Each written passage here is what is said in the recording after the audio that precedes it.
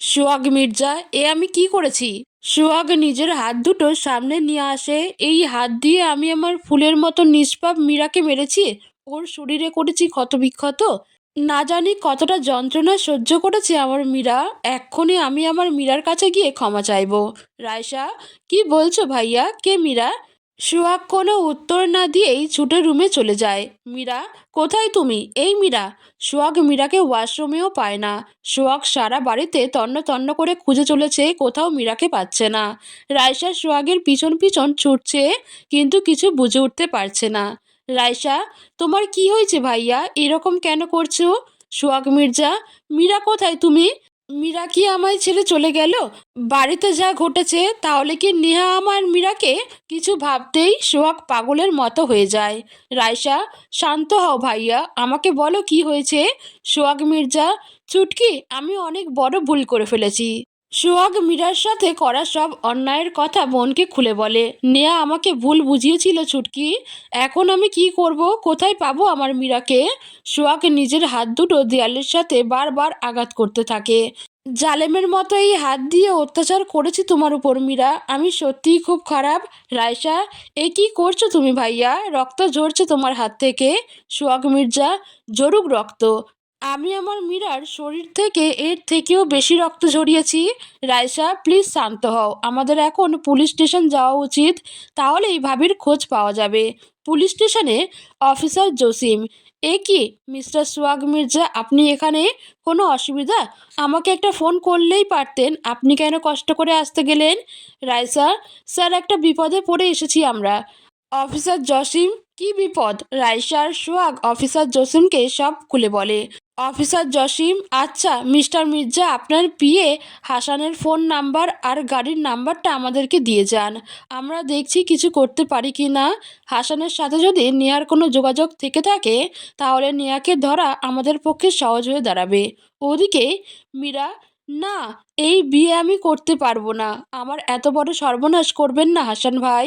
যেতে দিন আমায়, আমি আপনার ছোট বোনের মতো। মীরা নিজের হাতটা হাসানের থেকে ছাড়ানোর অহেতুক চেষ্টা চালাচ্ছে।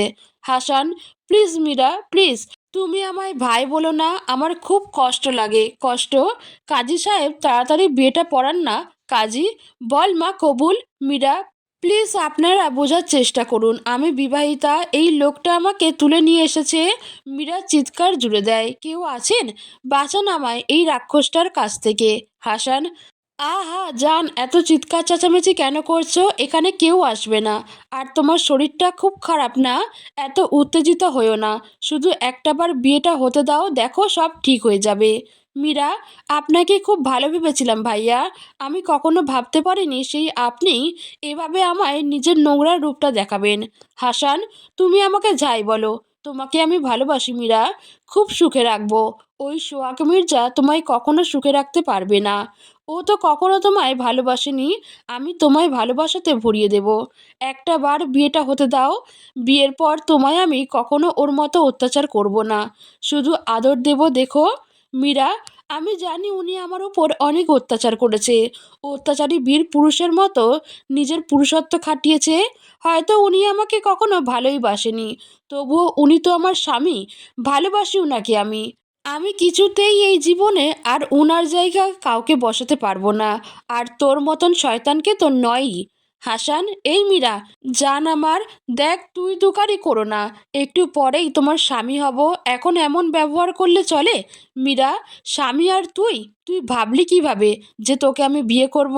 হাসান, বিয়ে তো আমাকে তোমায় করতে হবে, আর সেটা আজই। মীরা কিছু বুঝে উঠতে পারে না কি করবে, তারপর অনেক ভেবে বলে, আমি ওয়াশরুমে যাব। হাসান, আগে বিয়েটা হোক তারপর যেও। মীরা, না, এক্ষুনি যাব। হাসান, ঠিক আছে চলো। মীরা ওয়াশরুমের ভেতরে গেলে হাসান বাইরে দরজার কাছে দাঁড়িয়ে অপেক্ষা করতে থাকে। অনেকক্ষণ হয়ে যায়, মীরা বাইরে আসে না।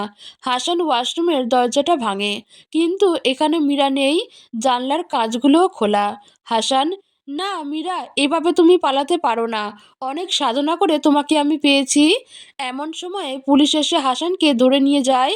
পুলিশের কেরানি খেয়ে হাসান যা করেছে সব স্বীকার করে, আর হাসানের মাধ্যমে নেহাকেও পুলিশের কাছে ধরা পড়তে হয়। আপনারা ভাবছেন মীরা ওয়াশরুম থেকে পালিয়ে সোহাগের কাছে গিয়েছে। না, মীরা আর সোহাগের কাছে যায়নি। তবে মীরার শরীর এতটা দুর্বল ছিল যে মীরা নিজের সর্বোচ্চ প্রচেষ্টা দিয়ে হাসানের কবল থেকে বেরিয়ে এসে রাস্তায় ঢলে পড়ে। হুমায়রা বেগম আর তার স্বামী শাহিন খান মেয়ের শ্বশুরবাড়ির দিকে ফিরছিল। তাদের গাড়ির সামনে এসেই মীরা ঢলে পড়ে। হুমাইয়া বেগম, কি করলে এটা? শাহিন খান, আমি কি ইচ্ছা করে করেছি? হুমাইয়া বেগম, এত কথা না বলে গাড়ি থেকে নেমে চলো মেয়েটির কাছে। শাহিন খান, হ্যাঁ চলো। দুজনে মীরার কাছে যায়। মীরাকে টেনে মুখ দেখেই দুজনে হতভম্ব হয়ে পড়ে। হুমায়রা বেগম, ওগো এ তো মীরা। মীরা মা, কি হয়েছে তোমার? আমাকে শুনতে পারছো? এত রাতে এখানে কিভাবে এলে? সাইন খান, হুমায়রা দেখছো তো মেয়েটার অবস্থা ভালো না, আগে বাড়িতে নিয়ে চলো, পরে মেয়েটাকে চোখ খুললে সব জিজ্ঞাসা করো। হুমায়রা বেগম, হুম। দুজনে মীরাকে তাদের বাড়িতে নিয়ে যায়। চোখ খুলেই মীরা চোখের সামনে সোহাগকে দেখতে পায়। সোহাগকে দেখে মীরা নিজের মুখটা ঘুরিয়ে নেয়। দেখে এপাশ ওপাশ হুমায়রা বেগম। শাহিন খান আর সেই মেয়েটা দাঁড়িয়ে আছে যার জন্য সোহাগ মীরার উপর গতকাল এতটা অত্যাচার চালিয়েছে। মুহূর্তেই মীরার কানে সোহাগের বলা প্রত্যেকটা কথা বেজে ওঠে। মনে মনে ভাবে, এতটা ভালোবাসেন এই মেয়েটাকে যার জন্য আমার গায়ে ওভাবে হাত তুললেন। সোহাগ মীরার ডান হাতটা ধরে নিজের বুকের বাম পাশটায় রাখে। সোহাগ মির্জা, কষ্ট দিয়েছি তোমাকে আমি, আর নিজেও কষ্ট পেয়েছি। জানো তোমাকে না পেয়ে কতটা দুশ্চিন্তায় ছিলাম। মীরা নিজের হাতটা সোহাগের থেকে ছাড়িয়ে নেয়। সোহাগ আবার মীরার হাতটা শক্ত করে ধরে, নিজের হাতের মুঠোয় আনে। তারপর মাথাটা হাতের সাথে ঠেকায়। সোহাগ মির্জা, প্লিজ এমনটা করো না মীরা, আমাকে ক্ষমা করে দাও। আমি সত্যিই খুব অনুতপ্ত। এবার মীরা নিজের মুখ খোলে। কান্নাজড়িত কণ্ঠে বলে, মীরা, আমার কাছে কেন ক্ষমা চাচ্ছেন? আমি আপনার কে? আমার জন্য তো আপনার কষ্ট হবার কথা না। আমি চলে যাব আপনার জীবন থেকে, আর কখনো আসবো না। এই মেয়েটাকে নিয়ে আপনি সুখে থাকেন, আর যদি পারেন ওকে বিয়ে করে নিয়েন। তাহলে যদি আপনার পরনারীর সাথে রাত্রি যাপনটা কমে, আপনার যেভাবে ইচ্ছা সেভাবে দিন কাটান, তাতে আমার কি? রাইসা, ভাবি এসব তুমি কি বলছো? মীরা, ভাবি? রাইসা, হ্যাঁ ভাবি। তোমার বুঝতে কোথাও একটা ভুল হচ্ছে। আসলে ভাইয়া তোমার সাথে যা করেছে এর সব কিছুই নেহার চক্রান্ত। রায়সা মীরাকে সব খুলে বলে। নেহা যা যা করেছে এতদিন ধরে সব বুঝিয়ে বলে মীরাকে। মীরা সব শুনে সোহাগকে ক্ষমা করে দেয়, কিন্তু তা প্রকাশ করে না। রায়সাকে বলে, সব বুঝলাম ননদিনী, কিন্তু আমি এটা বুঝতে পারছি না এখানে আসলাম কিভাবে। হুমায়রা বেগম বলে, আমরা নিয়ে এসেছি। মীরা বলে, তোমরা নিয়ে এসেছো? হুমায়রা বেগম বলে, হুম। তুমি আমাদের গাড়ির সামনে এসে জ্ঞান হারিয়ে ফেলেছিলে। আমরা কি ওভাবে তোমাকে রেখে আসতে পারতাম? প্রতিবেশী হওয়ার তো একটা কর্তব্য থাকে। সোহাগকে ফোন দিলাম, শুনলাম একটা জরুরি দরকারে বাইরে আছে। এত রাতে তোমাকে একাও সোহাগের বাড়িতে রেখে আসতে পারতাম না, তাই আমাদের বাড়িতে নিয়ে আসলাম। মীরা সোহাগের দিকে তাকায়, দেখে সোহাগ এখনও অস্থির হয়ে আছে। মীরা একটু হালকা কাশি দেয়। মীরা, উহ উহ, শুনছেন? সোহাগ নিরুপায়ের মতো মীরার দিকে তাকায়। মীরা বলে, চলুন বাড়িতে যাব। মীরার মুখে কথাটা শুনে সোহাগের ফ্যাকাশে মুখটা উজ্জ্বল হয়ে ওঠে। মাথা কাত করে সম্মতি জানায়। মীরা উঠতে যায় কিন্তু পারে না, সারা শরীরের ব্যথায় কুঁকড়ে থাকে।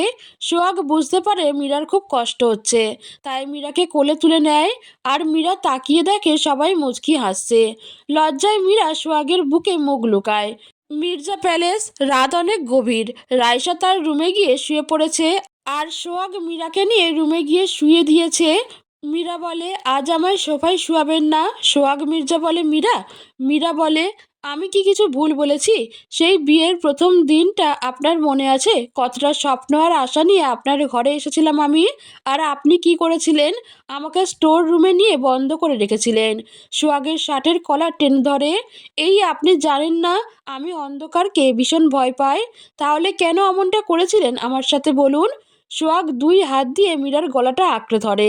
আমি ভুল করেছি, স্বীকার করছি মীরা। প্লিজ আমায় তুমি ক্ষমা করে দাও। আর কখনো তোমার সাথে এমনটা করব না। বিশ্বাস করো আমাকে, আমি সত্যিই খুব অনুতপ্ত। মীরা, বিশ্বাস আর আপনাকে? আপনার মতন একটা খারাপ পাষাণ আর নির্দয় মানুষকে কখনো ক্ষমা করা যায় না। সোহাগ মির্জা বলে, প্লিজ মীরা, আমায় একটা সুযোগ দাও। মীরা বলে, সুযোগ? মীরা একটু ভেবে দেখার রিয়্যাক্ট করে, ঠিক আছে একটা সুযোগ আপনাকে আমি দিতে পারি, কিন্তু তার জন্য আপনাকে পরীক্ষা দিতে হবে।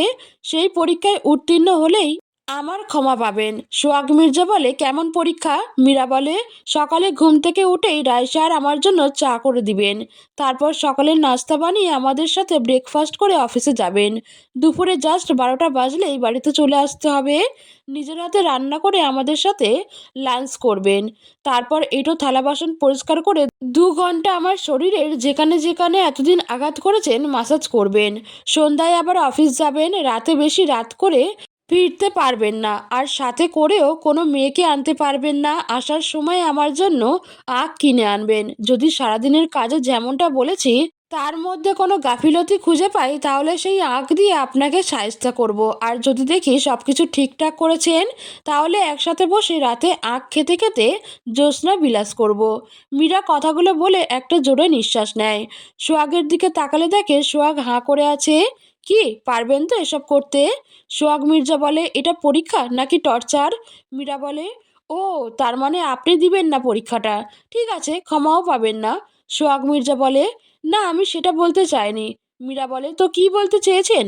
সোহাগ মির্জা একটা ঢোক গিলে, আচ্ছা মীরা, এসব কতদিন করতে হবে? মীরা বলে, যতদিন না আমি বুঝবো আপনি একজন আদর্শ স্বামী হয়ে উঠতে পেরেছেন ততদিন। সোহাগ মির্জা, আদর্শ স্বামী হতে গেলে এসব করতে হয় বুঝি? মীরা বলে, এই আপনি রাজি কিনা তাই বলুন তো আগে। সোহাগ মির্জা বলে, ঠিক আছে, চেষ্টা করব। মীরা বলে, ওকে, এখন ঘুমান। সোহাগ বিছানায় যেই শুতে যাবে মীরা বলে, এই কি করছেন কি? সোহাগ মির্জা বলে, কেন ঘুমাচ্ছি? মীরা বলে, এখানে কেন ঘুমাচ্ছেন? বিছানার থেকে বালিশটা নিয়ে সোহাগের মুখের উপর ছুঁড়ে মেরে বলে, যান, গিয়ে সোফায় ঘুমান। সোহাগ বালিশটা নিয়ে সোফাতে গিয়ে শুয়ে পড়ে। মীরার দিকে মুখ করে মীরার মুখ পানে চেয়ে থেকে ভাবে, কতটা নিষ্পাপ আমার এই মীরা। আর আমি কি না এর সাথেই? না, আর ভাবতে পারছি না। ভাবলেই যেন বুকের ভেতরটা অস্থির হয়ে ওঠে। রাত 3টার কাছাকাছি সময়। সোহাগের চোখে এখনো ঘুম নেই। যদি একটু মীরাকে জড়িয়ে ধরে ঘুমাতে পারতো হয়তো শান্তিতে ঘুমটা হতো। সোহাগ একটু টুকটাক শব্দ করে বোঝার চেষ্টা করে মীরা সজাগ কিনা। যখন বুঝতে পারল মীরা ঘুমিয়েছে, সোহাগ আস্তে করে গুটি গুটি পায়ে সোফা ছেড়ে উঠে মীরার পাশে এসে শুয়ে পড়ে। কিছুক্ষণ কোনো সাড়া শব্দ করে না। মীরার পাশে চুপটি করে শুয়ে মীরার ঘুমন্ত মুখটার পানে চেয়ে থাকে। তারপর মীরাকে টেনে এক ঝটকায় নিজের বাহুডোরে মিশিয়ে নেয়। মীরার কাটা পিঠটায় আলতো করে হাত বুলাতে থাকে আর পরক্ষণে মীরার ঘাড়ে নাক ডুবিয়ে ঘুমিয়ে যায়। সকালে সোহাগের বরাবরের জন্যই একটু তাড়াতাড়ি ঘুম থেকে ওঠার অভ্যাস। সেই ছেলেবেলায় বাবা মায়ের মৃত্যুর পর সোহাগ একা হাতে বাড়ি এবং বিজনেস সবটা সামলিয়েছে। আর আজও তার ব্যতিক্রমী কিছু হয়নি। মীরা হয়তো জানে না সোহাগ কি কি করতে পারে। মীরার দেওয়া শাস্তি সোহাগ খুব খুশি মনে উপভোগ করছে। ঘুম থেকে উঠেই সকালের নাস্তা তৈরি করা শেষ। এবার চা বানিয়ে প্রথমে রায়সাকে ডেকে দিয়ে এসে এখন মীরাকে ডাকছে, কিন্তু মীরা যে গভীর ঘুমে আচ্ছন্ন। সোহাগ মীরাকে ডাকতে ডাকতে মীরার কানের কাছে চলে আসে। তারপর নিজের নাকটা দিয়ে মীরার কানে ঘষে ফিসফিসিয়ে বলে, সোহাগ মির্জা। মীরা, এই মীরা, এই ওঠো, দেখো চা এনেছি। মীরা ঘুমের ঘোরে এমন শিরশিরানি অনুভব করে আর আবেগ মাখানো কণ্ঠস্বর শুনে এক লাফে উঠে পড়ে। আপনি? সোহাগ মির্জা একটু মুচকি হেসে, তোমার জন্য চা বানিয়ে এনেছি। কথাটা শুনে মীরা একটু অবাক হয়ে যায়। এত সকালে চা বানিয়ে এনেছেন? তাকিয়ে দেখে সোহাগের মুখে অনেক হাসি। মীরা সোহাগের দিকে তাকাতে তাকাতে চায়ের কাপে এক চুমুক দেয়। এ কি, সব কিছু তো ঠিকঠাক আছে।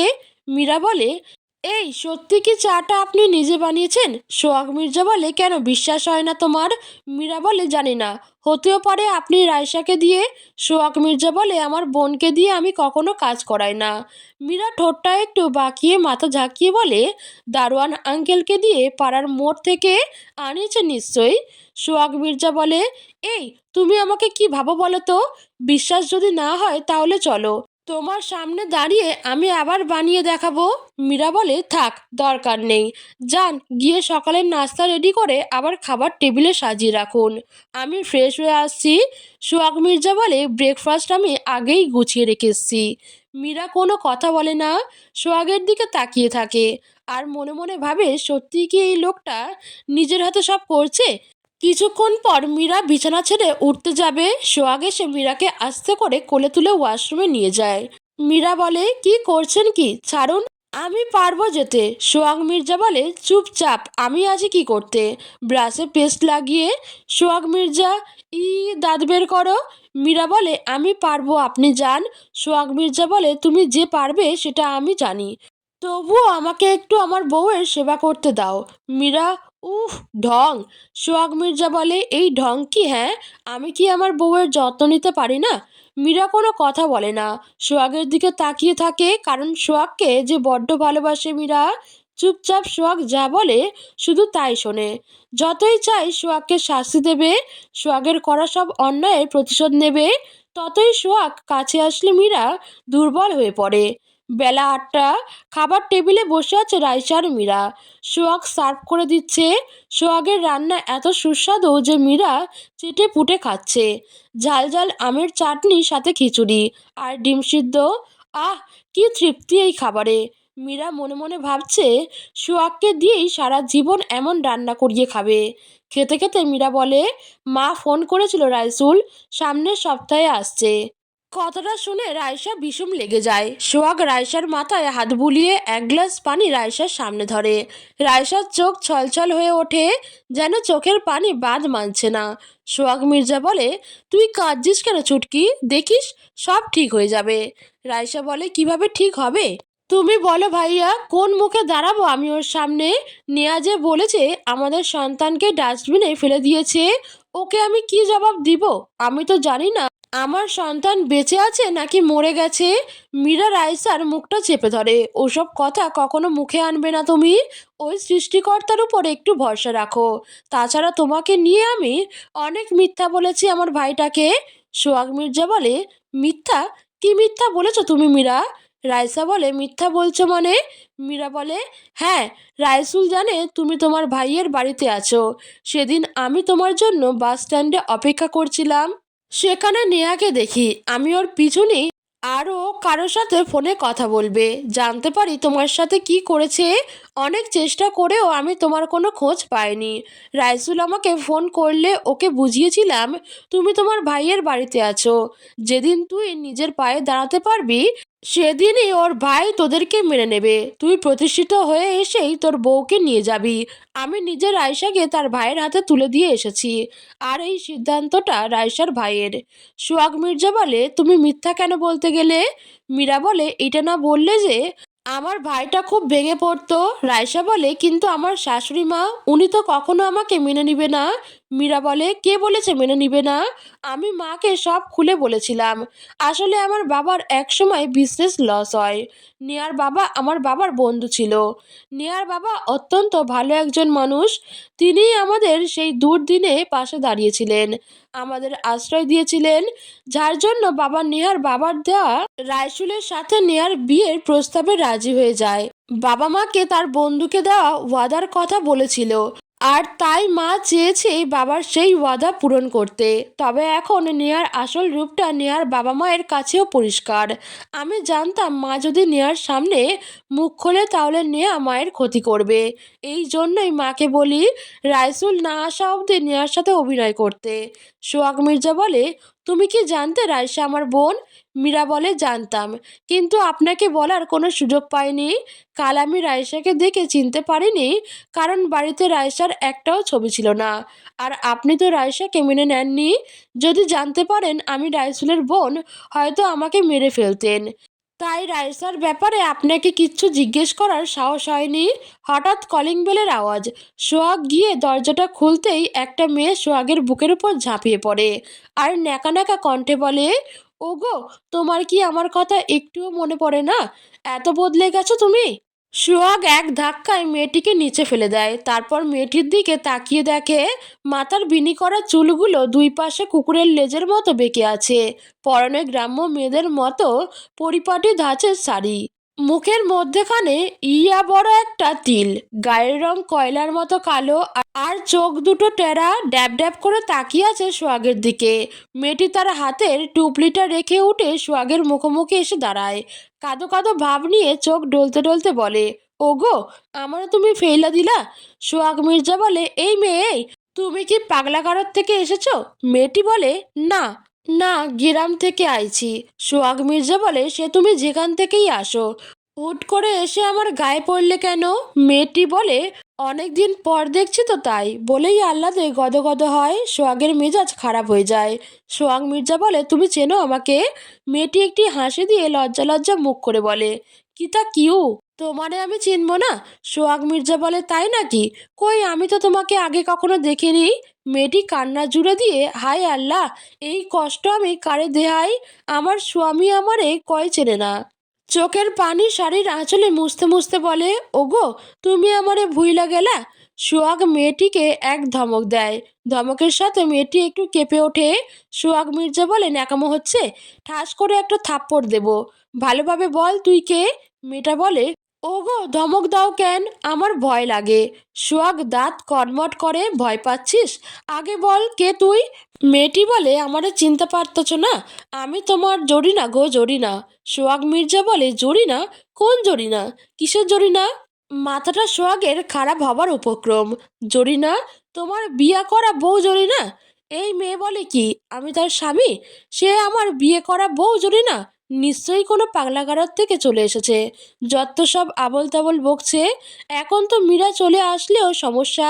মীরা দেখার আগেই যে করে হোক মেয়েটাকে বাড়ি থেকে বের করতে হবে। সোহাগ মির্জা বলে, এই মেয়ে, বের হ বলছি। রাস্তায় গিয়ে তোর পাগলামি দেখা।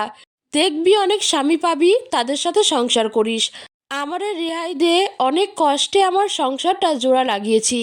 তুই আর আগুন লাগাস না। কথাগুলো বলে মেয়েটির হাত ধরে দরজার বাইরে নিয়ে যাচ্ছে। এমন সময় মীরার আগমন। যার ভয় ছিল তাই হয়েছে। মীরা, কে এসেছে গো? সোহাগ মেয়েটিকে নিয়ে দাঁড়িয়ে পড়ে। সোহাগ মীরার দিকে ঘুরে দাঁড়াতেই মেয়েটি সোহাগের ধরে রাখা হাতটাই চুমু খেতে থাকে। মীরা দেখে চোখ দুটো বড় বড় করে ফেলে। আর সোহাগ তো মীরার ভয়ে কিছু করতেও পারছে না।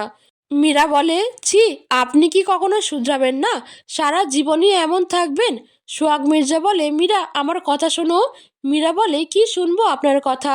একটা দুশ্চরিত্র, নোংরা, খারাপ পুরুষ মানুষ আপনি। আমার লাইফটাই শেষ করে দিলেন। সোহাগ মেয়েটির থেকে নিজের হাতটা ছাড়িয়ে মীরার কাছে যায়। মেয়েটিও সোহাগের পিছন পিছন ছোটে। সোহাগ মির্জা বলে, প্লিজ মীরা, আমার কথাটা তো শোনো। মীরা বলে, আমি কালই আমার মায়ের কাছে চলে যাব। আর থাকবো না আপনার মতো প্রতারকের কাছে। সোহাগ মির্জা বলে, আমাকে একবার সুযোগ দাও আমার কথাটা বলার। মীরা বলে, লজ্জা করে না আপনার? আবার সুযোগ চাচ্ছেন? সোহাগ মির্জা বলে, মীরা, তুমি ভুল বুঝছো আমাকে। মীরা বলে, আমি ভুল বুঝছি আপনাকে? এতগুলো দিন ধরে চোখের সামনে যেসব করেছেন, তার সবই কি ভুল? সোহাগ মির্জা বলে, দেখো, তুমি যেটা দেখেছো সেটা সত্যি না আসলে। মীরা বলে, থাক, আর কিচ্ছু বলবেন না আপনি। ভেবেছিলাম আপনার সাথে নতুন করে জীবনটা শুরু করব, কিন্তু আপনি, ছি। সোহাগের শার্টের কলারটা টেনে ধরে। চলে যাব আমি। থাকুন আপনি একা আপনার এসব বাজে অভ্যাস নিয়ে। মেয়েটি মীরাকে টেনে সোহাগের থেকে দূরে সরিয়ে ঠাস করে একটা চর বসিয়ে দেয়। তারপর মীরার চুলের মুঠি ধরে। আমার স্বামীর শার্টের কলার ধরনের অধিকার তোরে কেটে দিছে। মীরা মেয়েটির থেকে নিজের চুল ছড়ানোর চেষ্টা করছে, কিন্তু পারছে না। সোহাগ এসে একবার বলে, এই মেয়ে, ছাড়ো আমার স্ত্রীকে। মেয়েটি তখনই মীরার চুল ছেড়ে পা জড়িয়ে ধরে বসে পড়ে। আপা, আমারে আপনি ক্ষমা কইরে দিয়েন। আমি জানতাম না আপনি আমার সতীন। মীরা বলে, এই মেয়ে, আমার পা ছাড়ো। তখন মেয়েটি মীরার পা ছেড়ে দেয়। ঘুরে দরজার কাছে গিয়ে তার টুপলিটা নিয়ে আবার ফিরে আসে। সোহাগ আর মীরার মাঝখান থেকে বড় করে হেঁটে সিঁড়ি বেয়ে সোহাগের রুমে চলে যায়। সোহাগ মেয়েটিকে বের করে দেবে, তাই মেয়েটির পিছনে ছুটছে। মীরা সোহাগের হাত ধরে টেনে থামিয়ে দেয়। সোহাগ মির্জা বলে, ছাড়ো মীরা, যেতে দাও। মীরা বলে, হয় আপনাকে আমি ছেড়ে দেব, আর আপনি আমার সতীনের কাছে যান। সোহাগ মির্জা বলে, কিসের সতীন? ওই মেয়েটিকে আমি চিনি না, বিশ্বাস করো। মীরা বলে, চেনেন না? তাহলে তো ও আপনার রুম চিনল কিভাবে? সোহাগ মির্জা বলে, সেটা আমি বলতে পারবো না। মীরা কেঁদে দেয়, আমি সতীনের ঘর করতে পারবো না। আপনি থাকেন আপনার ওই বউ নিয়ে, আমি কালই আমার মায়ের কাছে চলে যাব। ওদিকে মেয়েটি সোহাগের রুমে গিয়ে দরজাটা ভেতর থেকে বন্ধ করে দেয়। কোমরে গুজে রাখা সেলফোনটা বের করে কাউকে ফোন করে। তাকে বলে, হ্যাঁ আপু, সব কিছু ঠিকঠাকই আছে। তুমি চিন্তা করো না তো, ওই সোহাগ মির্জা আমায় চিনতে পারেনি। তবে দেখো, আমরা ঠিকই ওর কর্মের ফল ওকে ফিরিয়ে দিতে পারবো। আচ্ছা রাখি, পরে কথা বলবো। মেয়েটি ফোনটা বিছানার উপর ছুঁড়ে ফেলে দিয়ে ধপ করে বিছানায় বসে পড়ে। তোমাকে তোমার কর্মের ফল ভোগ করতেই হবে সোহাগ মির্জা, আর সেটাই হবে তোমার প্রতি আমাদের 3 বোনের নেওয়া প্রতিশোধ। ছিন্ন বিচ্ছিন্ন করে দেব তোমার জীবনটা, তখন তুমি বুঝবে কষ্ট কাকে বলে। মীরা বলে, আপনার মতো পুরুষের সাথে সংসার করা যায়? আমার জীবনটাই শেষ করে দিলেন। ইচ্ছে তো করছে আপনাকে দাঁতে দাঁত চেপে। মীরা এদিকে ওদিকে তাকাতে থাকে। সোহাগ এক ঝটকায় টেনে মীরাকে নিজের কাছে নিয়ে আসে। সোহাগ মির্জা বলে, বেশি পক পক করছো কিন্তু তুমি। মীরা বলে, আমি পক পক করছি? ছাড়ুন আমাকে, আপনার সাথে আমি আর এক মুহূর্তও থাকবো না। সোহাগ মির্জা বলে, এভাবে থামবে না তুমি, তোমাকে আমি।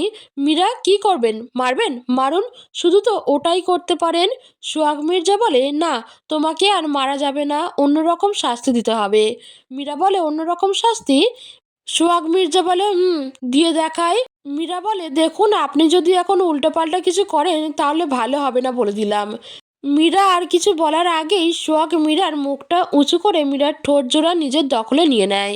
মীরার মাথাটা এমনভাবে চেপে ধরে রাখে যে চাইলেও মীরা সোহাগের থেকে নিজেকে ছাড়াতে পারে না। মীরা অনেক দাপাদাপি ঝাপাঝাপি করতে থাকে। সোহাগের তাতে কোনো হুঁশ নেই। সে এবার মীরার ঠোঁট ছেড়ে দিয়ে কপালে গালে গলায় মুখে কিস করতে ব্যস্ত। মীরা হাত দুটো দিয়ে সোহাগের বুকে আর পিঠে ইচ্ছা মতো নখের আঁচড় দেয়। সোহাগ আ করে ওঠে। মীরাকে ছেড়ে দিয়ে মীরার মুখের দিকে তাকায়। মীরা সোহাগকে ধাক্কা দিয়ে দূরে সরাতে চায়, আর সোহাগ মীরার হাত দুটো শক্ত করে চেপে ধরে। সোহাগ মির্জা বলে, কি হচ্ছে তোমার? আমাকে ভালো লাগছে না।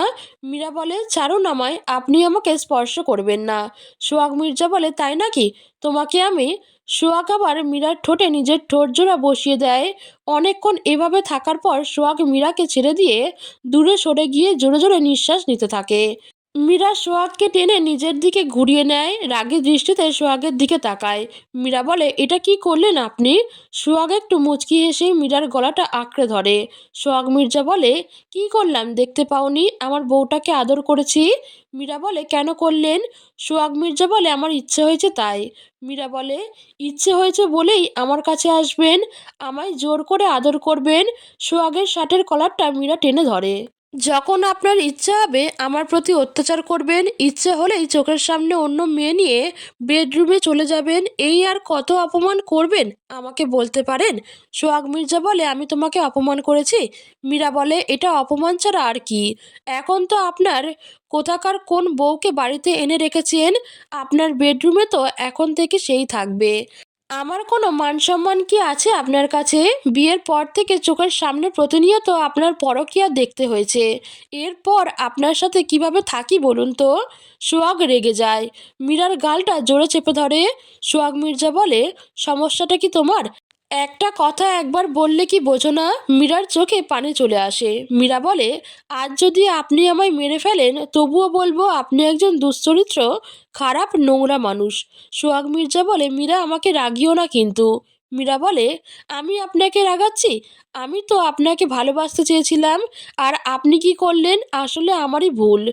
আমার বোঝা উচিত ছিল আপনি কখনো শুধরাবেন না। সোহাগ মীরাকে ছেড়ে দিয়ে দূরে সরে যায়। মীরার উল্টো দিকে মুখ করে দাঁড়িয়ে থাকে। সোহাগ মির্জা বলে, সরি। মীরা বলে, সরি? সরি বললেন আর সব ঠিক হয়ে গেল? সোহাগ মির্জা বলে, কেন এমন করছো তুমি? মীরা বলে, বুঝতে পারছেন না? আমার উপর যেভাবে নিজের অধিকার বোধটা খাটান এতে আমার অসহ্য লাগে। সোহাগ মির্জা বলে, ঠিক আছে, এরপর থেকে তুমি না চাইলে আমি আর তোমার কাছে আসবো না। মীরা বলে, তা কেন আসবেন? এখন তো নতুন শরীর পেয়ে গেছেন। সোহাগ মির্জা বলে, কি চাও তুমি বলো তো? আমি কি এই বাড়ি থেকে চলে যাব? এত অশান্তি আমি আর নিতে পারছি না। মীরা বলে, অশান্তি কি আমি করি? সোহাগ মির্জা বলে, আমি কি সেটা বলেছি? মীরা বলে, আপনার বলা আর না বলার কি যায় আসে? সতীন তো ঢুকিয়ে ফেলেছেন আমার জীবনে। সোহাগ ঘুরে মীরার সামনে আসে। সোহাগ মির্জা বলে, তোমাকে আমি কিভাবে বললে বুঝবে বলো তো? মীরা বলে, আমার যা বোঝার বোঝা হয়ে গেছে, আমি আর আপনার সাথে থাকতে চাই না। সোহাগ মির্জা বলে, কি চাও তুমি? মীরা বলে, ডিভোর্স। সোহাগ মির্জা বলে, এই মীরা, মাথাটা খারাপ হয়ে গেছে তোমার? কি বলছো ভেবে বলছো? বিশ্বাস করো, ওই মেয়েটাকে আমি চিনি না। এমন সময় জরিনা ড্যাং ড্যাং করে লাফিয়ে সিঁড়ি থেকে গান গাইতে গাইতে নামে। জরিনা গান গাইতে গাইতে সোহাগ আর মীরার চারপাশে হাততালি বাজিয়ে বাজিয়ে ঘুরছে। মীরা বলে, এই মেয়ে এইভাবে লাফাচ্ছ কেন? জরিনা বলে, মনে খুব সুখ জেগেছে তো তাই। আচ্ছা সতীনাভা, আপনি কি আজই চলে যাবেন? আমি কি আপনার ব্যাগপত্র সব গুছাইয়া দিব? ভালোই হইবে। আমারও ইচ্ছা করে না সতীনের ঘর করতে। মীরা সোহাগের দিকে তাকায়। মীরা বলছে, শুনেছেন, এরপর আপনার সাথে থাকা যায়? সব অশান্তির মূলে তুই। আয় আমার সাথে। সোহাগ জরিনার হাত ধরে টানতে টানতে বাড়ির বাইরে নিয়ে যায়। জরিনাকে বের করে দিয়ে দরজাটা বন্ধ করে একটা স্বস্তির নিঃশ্বাস ছাড়ে। তারপর মীরার সামনে এসে দাঁড়ায়। সোহাগ মির্জা বলে, এবার খুশি হয়েছে তো তুমি? মীরা বলে, সোহাগ মির্জা, কি হলো, কথা বলো। মীরা, কি বলবো? সোহাগ মির্জা, মেয়েটিকে বের করে দিয়েছি, দেখতে পেয়েছো? মীরা বলে, আমাকে দেখানোর জন্য কি বের করেছেন? সোহাগ মির্জা বলে, না। মীরা বলে, তাহলে আমাকে কেন বলছেন? সোহাগ চুপ করে থাকে, কারণ সে ভালো করেই জানে এখন কিছু বললেই মীরা আবার ঝগড়া শুরু করে দেবে। মীরা একটু আর চোখে সোহাগের দিকে তাকিয়ে পাশ কেটে চলে যায়। সোহাগ বুঝতে পারে মীরা তার উপর ভীষণ রেগে আছে, তাই দুশ্চিন্তায় পড়ে থাকে। সোহাগ অফিসে না গিয়ে বসে বসে ভাবে কিভাবে মীরার রাগ ভাঙাবে। ওদিকে মীরাও মুখ ফুলিয়ে বসে আছে। সোহাগ আর মীরার কাছে আসছে না দেখে দুপুরে সোহাগ রান্না করছে, হঠাৎ দেখে মীরাকে কিচেনের বাইরে থেকে উঁকি ঝুঁকি দিতে। সোহাগ মীরাকে টেনে এনে পাশে দাঁড় করিয়ে রান্না করতে থাকে। রান্না করতে করতে সোহাগ মীরার সাথে অনেক কথা বলে, কিন্তু মীরা সোহাগের সাথে একটাও কথা বলে না। সোহাগ রেগে মীরাকে কিছু বলতে গেলেই মীরা তখনও ঝগড়া শুরু করে দেয়। রায়সার খাবার টেবিলে বসে তার শাশুড়ি মায়ের সাথে ফোনালাপ করছিল। ভাইয়া ভাবির ঝগড়া শুনে ফোনটা রেখে দৌড়ে এসে দেখে ভাইয়ার মাথার উপর ময়দার কৌটো। আস্তে করে ময়দার কৌটোটা মাথা থেকে তুলতেই ভাইয়ার সারা শরীরে ময়দার গুঁড়া লেগে ভূতের মতো দেখতে লাগছে। আর ভাবি হাসছে। সোহাগ মির্জা বলে, এটা কি করলে? মীরা বলে, বেশ করেছি। আমার উপর চিল্লাচ্ছিলেন কেন? সোহাগ মির্জা বলে, আমি তোমার উপর চিল্লাচ্ছিলাম? মীরা বলে, হুম, সব সময় নিজের অধিকার খাটাবেন সেটা হবে না। সোহাগ মির্জা বলে, তাই নাকি? সোহাগ মীরাকে ময়দা মাখা অবস্থায় জড়িয়ে ধরে। দুজনের খুনসুটিমূলক রোমান্স দেখে রাইসার মনটা খারাপ হয়ে যায়। রাইসা রাইসুলের কথা ভাবতে ভাবতে সেখান থেকে চলে আসে। আর তো মাত্র কয়টা দিন, তারপর রাইসুলও এমনভাবেই রাইসার কাছে থাকবে। ঠাস, আপু, একটা কাজ দিয়েছিলাম সেটাও করতে পারলি না। আমি আবার যাব আপু। আবার যাবি? কি করতে যাবি? সরি আপু, তুই না চলচ্চিত্রের একজন ভালো অভিনেত্রী, কেমন অভিনয় করলি যে একটা ঘন্টাও সোহাগ মির্জার বাড়িতে থাকতে পারলি না। আমাকে আর একটাবার লাস্ট সুযোগ দাও আপু। আমি ঠিকমতো অভিনয়টা করছিলাম, কিন্তু এমনভাবে বের করে দেবে সেটা বুঝতে পারিনি। বের করে দিলেই চলে আসতে হবে? আমি অনেকবার কলিং বেল বাজিয়েছিলাম, কিন্তু কেউ দরজাটা খুলছিল না, তাই চলে আসবি? তুই অপেক্ষা করতি। জানিস না সোহাগ মির্জা আমাদের সাথে কি কি করেছে? সব জানি আপু। তুমি আমাকে আরেকটা সুযোগ দাও। তোকে যেটা বলেছিলাম করেছিস? হ্যাঁ আপু, আমি সোহাগ মির্জার বাড়ির নানা জায়গায় সিসি ক্যামেরা লাগিয়ে এসেছি। গুড, একটা কাজ অন্তত করেছিস। চল গিয়ে দেখি কি করছে। মির্জা প্যালেস। দুপুরের খাওয়া দাওয়া শেষ। এঁটো থালা বাসন পরিষ্কার করে সোহাগ মীরাকে কোলে তুলে রুমে নিয়ে যায়। মীরা বলে, কি হলো, এখানে নিয়ে আসলেন কেন? সোহাগ মির্জা বলে, কাল কি বলেছিলেন মনে নেই? মীরা বলে, কি বলেছিলাম? সোহাগ মির্জা বলে, মনে পড়ছে না? মীরা বলে, না। সোহাগ মির্জা বলে, বলেছিলে সকালে ঘুম থেকে উঠেই রায়সার আমার জন্য চা করে দিবেন, তারপর সকালের নাস্তা বানিয়ে আমাদের সাথে ব্রেকফাস্ট করে অফিসে যাবেন। দুপুরে জাস্ট 12টা বাজলেই বাড়িতে চলে আসতে হবে। নিজের হাতে রান্না করে আমাদের সাথে লাঞ্চ করবেন। তারপর এঁটো থালা বাসন পরিষ্কার করে 2 ঘন্টা আমার শরীরের যেখানে যেখানে এতদিন আঘাত করেছেন সেখানে সেখানে মাসাজ করে দিবেন। মীরা বলে, আপনি কি এখানে আমার শরীরের মাসাজ করতে এসেছেন? সোহাগ মির্জা বলে, বুঝেছো তাহলে? মীরা বলে, যান, করা লাগবে না। আপনার এই শাস্তিটা মওকুফ করে দিলাম। সোহাগ মির্জা বলে, তা বললে তো আমি শুনছি না। সারাদিন ধরে এত খাটাখাটনি করে সংসারের সব কাজ করেছি, আর তুমি কি ভাবো এখন এইটুকু কাজ করতে পারবো না? সোহাগ মীরাকে নিয়ে বিছানায় উঠিয়ে বসায়। এবারে বললো তো তোমার শরীরের কোথায় কোথায় আঘাত করেছি আমি? কি হলো, তাড়াতাড়ি দেখাও। তুমি যদি না দেখাও আমি ম্যাসাজ করা কখন শুরু করব? মীরা বিছানার থেকে উঠে যায়। মীরা বলে, আপনার এসব ন্যাকামো দেখতে আমার ভালো লাগছে না। সোহাগ মির্জা বলে, তাই নাকি? বেশি কথা না বলে চুপচাপ বিছানায় আসো। মীরা বলে, না। সোহাগ আবার মীরাকে বিছানায় বসিয়ে দেয়। মীরা আবার উঠে যায়। সোহাগ আবার বসিয়ে দেয়। মীরা আবার উঠে যায়। তারপর সোহাগ নিজেই উঠে দাঁড়ায়। সোহাগ মির্জা বলে, বসবে না তো? ঠিক আছে। সোহাগ মীরাকে একটানে নিজের বুকের সাথে মিশিয়ে নেয়। হাত দুটো মীরার কোমরে গুজে থুতনিটা মীরার মাথার সিঁথিতে ঠেকায়। আস্তে আস্তে মীরার চুলের কাছে নাকটি নিয়ে আসে। তারপর মীরার চুলে নাক ডুবিয়ে কিছুক্ষণ পর ঠোঁটের পরশ দিয়ে মীরার গলাতে এসে থেমে যায়। মীরার পিঠে সোহাগের হাত পড়তেই মীরা আ করে ওঠে। তখন সোহাগ মীরাকে ছেড়ে দিতে চায়, কিন্তু মীরা সোহাগকে শক্ত করে ধরে রাখে। তাই সোহাগ আবার মীরাকে কাছে টেনে নিয়ে পিঠে আলতোভাবে হাত বুলায়। সোহাগ মির্জা বলে, মীরা? মীরা বলে, হুম। সোহাগ মির্জা বলে, আমি তোমার প্রতি খুব অন্যায় করেছি, তাই না? মীরা বলে, হুম। সোহাগ মির্জা বলে, আর করব না, দেখো। এখন থেকে প্রচুর আদর করব। তোমাকে আমি সবসময় ভালোবাসায় মুড়িয়ে রাখবো। হঠাৎ সোহাগের ফোনটা বেজে ওঠে। সোহাগ তাকিয়ে দেখে আননোন নাম্বার। ফোনটা কাটতে যাবে, মীরা বলে, আজ অফিসে যাননি, ইম্পর্টেন্ট ফোন কল হয়তো, রিসিভ করুন। সোহাগ রিসিভ করতেই ওপাশ থেকে, কি সোহাগ মির্জা, বউকে আদর করা হচ্ছে? সোহাগ মীরাকে ঠেলে দূরে সরিয়ে দেয়। কণ্ঠস্বরটা খুবই পরিচিত লাগছে। সোহাগ মির্জা বলে, কে বলছেন? ওপাশ থেকে বলে, আমাকে আপনি খুব ভালো করেই চেনেন। আপনাকে বলেছিলাম না, প্রতিশোধটা তোলা থাকলো, ধরে নিন আজ থেকেই শুরু। সোহাগ মির্জা বলে, মানে? উপাস থেকে, মানেটা সময় হলেই বুঝতে পারবেন। আজ এইটুকুই জেনে রাখুন, আমি আসছি। সোহাগ মির্জা, খুব শিগগিরই আসছি। সোহাগ মির্জা বলে, হ্যালো হ্যালো, টুই টুই টুই। কলটা কেটে যায়। সোহাগের আর বুঝতে বাকি থাকে না কলটা কে করেছিল। তাই দেরি না করে ওয়াশরুমে গিয়ে খুব দ্রুত রেডি হয়ে বেরিয়ে আসে। মীরা বলে, এ কি, কোথায় যাচ্ছেন? সোহাগ মির্জা মীরা বলে, কি হলো, কথা বলুন। সোহাগ মির্জা, এখন আমি তোমাকে কিছু বলতে পারছি না, ফিরে এসে সব বুঝিয়ে বলবো। মীরা বলে, কখন ফিরবেন? সোহাগ মির্জা বলে, রাতে। মীরা বলে, বেশি রাত করবেন না কিন্তু। সোহাগ মির্জা বলে, ঠিক আছে। রাইসার, তুমি সাবধানে থেকো, কলিং বেল বাজলেই দরজা খুলে দিও না, আমি আসলে ফোন করব, তখন খুলো। মীরা বলে, কেন, খুললে কি হবে? এমনভাবে বলছেন যেন ডাকাত আসবে। সোহাগ মির্জা বলে, উস, বড্ড বেশি কথা বলো তুমি। যা বলেছি তাই করো, মনে থাকবে? মীরা বলে, হুম। মীরার কপালে একটা চুমু এঁকে দিয়ে বেরিয়ে যায় সোহাগ।